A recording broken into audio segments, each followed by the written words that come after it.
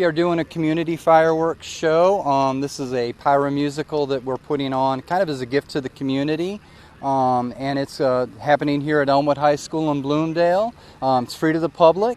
Hope we get a lot of people to come out, but it's a show that's put on by a collaboration called Rocket Ship Pyrotechnics and the Northeast Ohio Pyrotechnic Group. Giving back to, I have a special place in my heart for West Mill Grove Fire Department, and that's where I got my start doing these shows, behind West Mill Grove Fire Department. But it's a shout out to them, and it's kind of a tribute to the firefighters.